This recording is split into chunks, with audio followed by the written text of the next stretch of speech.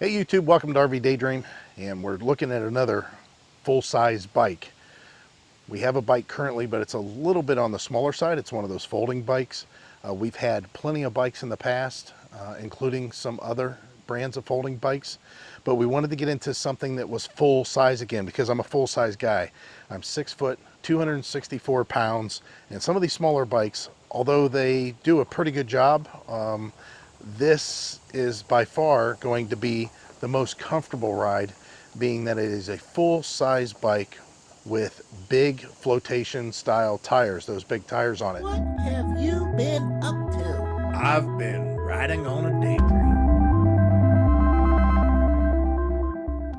Not only that, but it has a 750 watt hub motor with a 17.5 amp hour battery. Himiway is the brand. This is the Cruiser. This is their most popular bike by far.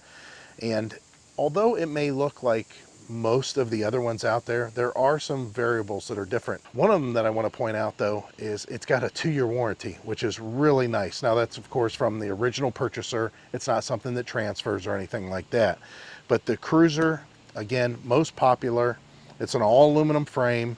It is a little hefty whenever you get into these full-size bikes. You're talking about 72 pounds. With the battery, that might make it a little bit more. I think that truly this is probably hovering around the 80-pound mark.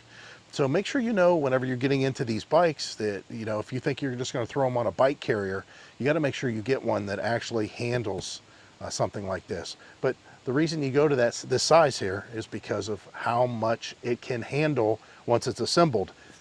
As you can imagine, it's currently in the box and it's not assembled.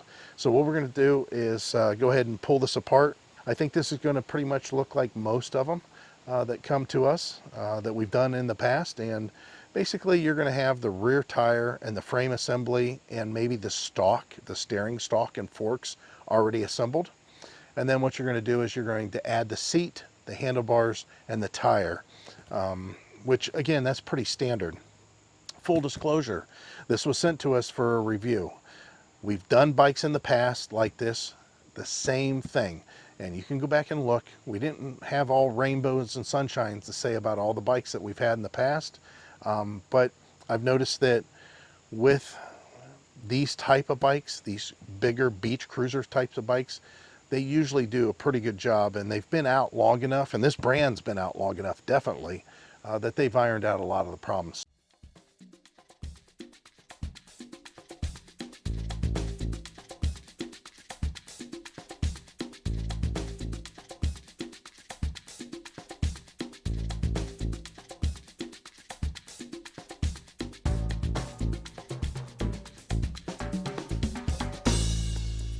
You can see it's pretty much a handful trying to pick up something that is this heavy, that is not really have any form to it at this point, and it's off balance because of stuff that's hanging off of it.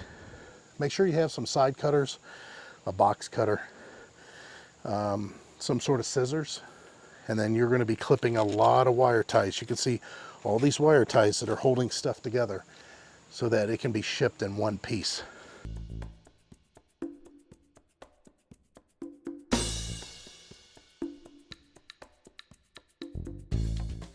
One of the things I want to point out to you, other than all this foam that they send you and all these wire ties, this is something that you may want to retain. And the reason that I say that is, in the past, we had large beach cruiser style bikes. And when we put them in our truck, when we used to have a travel trailer and a cap on the truck, they didn't fit in there with the full-size tire, you know, all assembled.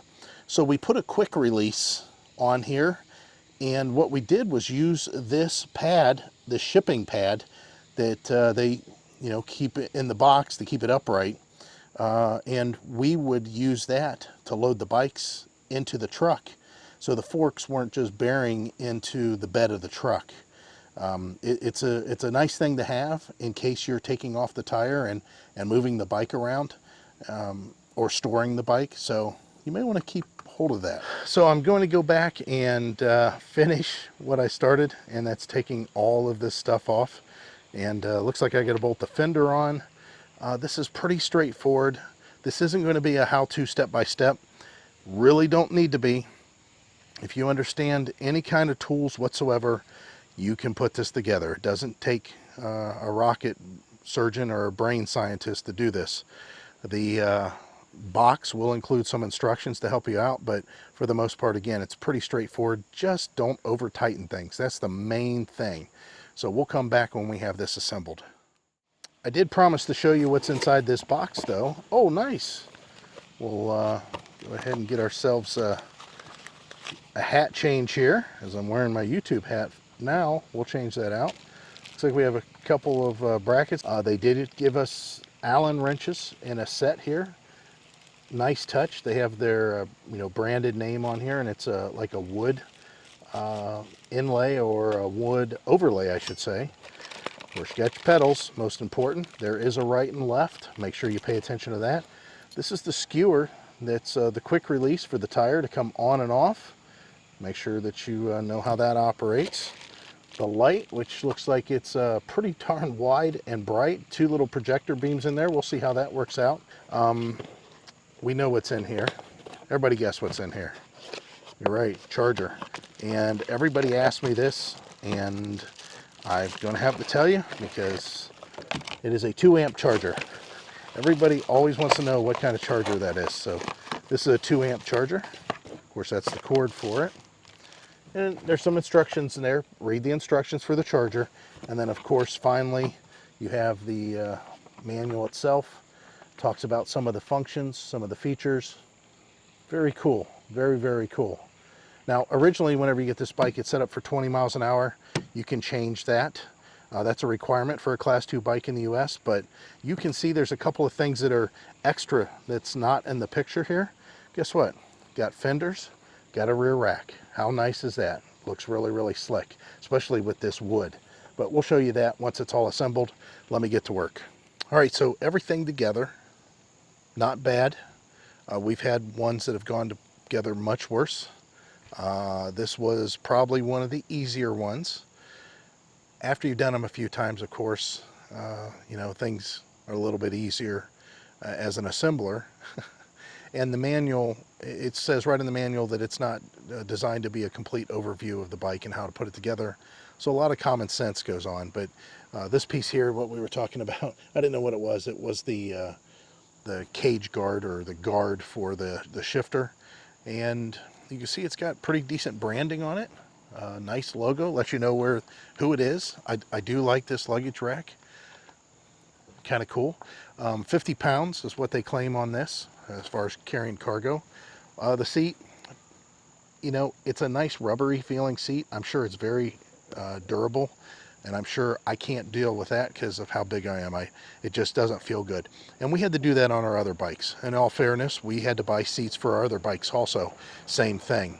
The front tire, again, has that quick release, which is really nice. I'll tell you what else this has that's very nice compared to some of the other ones that we've had. This projector headlight. I noticed it just pulling in here, even though it's relatively light outside, that the projector was shining on the RV. I mean, it's a little bit darker, but it's not that dark. The geometry of the bike is pretty much right on par with all the rest. There is a up and down feel. I don't know how to describe that except this rake here that is really bad on some of the models. This one's not terrible, but it's set up to be as compact in length as possible while giving you a good ride on the beach. Now, they make beach cruisers that are much longer, and again, this is coming from somebody who's kind of big. I'm definitely overweight. The throttle on this is very responsive, and the cadence sensor that they have on here, I don't know exactly what they've done, but it's pretty smooth as far as the engagement, smoother than some of the other ones that we've had. Very simple to understand all this, how to turn on the pedal assist, what you've got going on. It is just a black and white display, which I'm fine with, no issues there. The brakes are very good. It's a quiet bike. The bell is actually comforting. Not terrible at all. The shifter, I didn't have to do any adjustments on that. That's something new. I do like that it has not only the battery display here, let you know how many bars you have, but there's one on the battery itself too. So if you just push the button, you can see here, and it pretty much corresponds with what's going on there. You do not have to have a key in this. I do like that on one aspect, but on another aspect I don't. And that is if we happen to park the bike somewhere and we don't lock it up, which we always lock them up, but if we didn't, somebody just needs to turn on this display and they can take off. Normal on most of them, the key will shut it off. Now this key, the only thing it's good for here is just releasing the battery, and it's got one of the best battery releases that I've seen. Watch how easy the battery is to remove. We had another bike that you actually had to lift it out and slide it out. It was a real pain. But this one here, as soon as you turn the key, it pops off there. Look at this. Look how easy that is. That is so slick and so easy. So as long as, and it does say that it's Samsung cells inside. Again, this is a 48 volt and it's 17.5 amp hour as far as the battery. But since it's so easy to remove, this saves you a lot of weight on your cargo carrier. Now I will have to say, one of the things that I suggest is if you are carrying this on your cargo carrier, definitely you want to protect this. You don't want to get water just laying in here or on here. So maybe put a Ziploc baggie or something on here to keep the water off. Even though it's on a car cover in the back of your rig, water still can get in there. But again, to put the battery back on again, you just set it right here. You can see this little detent. It just sets right on this detent, just like that, and it pivots in place. You don't even have to have the key in at that point, and that's it. You're ready to go.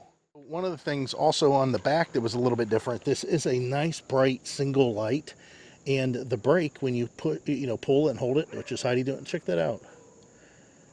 It flashes for you. I didn't expect that. So there is some sort of a brake light. Of course, like always, we always add extra lights on the back. We want to make sure we can be seen from behind. There are some notes that I want to cover on this. As far as the LCD, the things that you're going to see on there is the battery capacity, the odometer, your pedal assist level, the speedometer, and of course the USB charging. That is a big plus, and the watt meter. So USB charging, you can see underneath here there's a plug, so you can plug in your phone, and of course if you have some sort of a phone mount, at that point you can keep your phone charged as you go down the road, or your camera if you're shooting video. This is one of those things you might want to start shooting video. Again, I mentioned the aluminum frame. I did change the speed limit on this. I took it out on the road with me on it pedaling or with the throttle. I've seen pretty much the same speed. I can get it up to about 26 miles an hour. That is more than enough. That's fine. Some of these bikes you can get up to 28, 30 miles an hour because they have a freaky cadence sensor that allows you to do that. This isn't one of them. But it is very powerful. This is in line with, unfortunately, I'll have to mention another name, Rad Power, the Rad Rover that I had in the past. It feels very similar. I don't see a lot of differences as far as that's concerned. The one thing that I like about this one is, a 15-day return, but more importantly, again, the 2-year warranty. They have free shipping anywhere in the 48 states. The bike itself can handle 350 pounds, so even with me being 260, I can add another 50 pounds on the rack and I'm still under the weight limit of what this bike can handle. And it's a pretty sturdy bike. As far as the height, the way you set the seat, 5'2". Heidi has a little bit of a struggle sitting on this and touching the ground. Up to 6'4". That's about it, 6'4". Now there is additional accessories that are available, like they have a front rack, like a basket. Of course, the rear rack, you can add a basket to that. And normally, in the past, you couldn't have a rack or fenders. You can go without fenders or a rack on this also. So the bike is comfortable with the handlebars as far as the grips. I feel comfortable in the seating position. It is all good all the way around. So that's going to conclude the Himiway Cruiser. And again, you can get this model also as a step through. In the description down below is a link. Click the link, it'll take you to the site. You can go ahead and do your shopping, and be rest assured that they keep these things in stock, so you can get this sent to you relatively quick. and pretty happy with it. I think that this is a good replacement for any of the big cruisers that I've had in the past. This one does not lack in any category, and as far as the looks, it looks pretty good. So hope this helped you out. Hope you have a good idea of what you want to do as far as bike wise, and this might be an option for you. Thanks.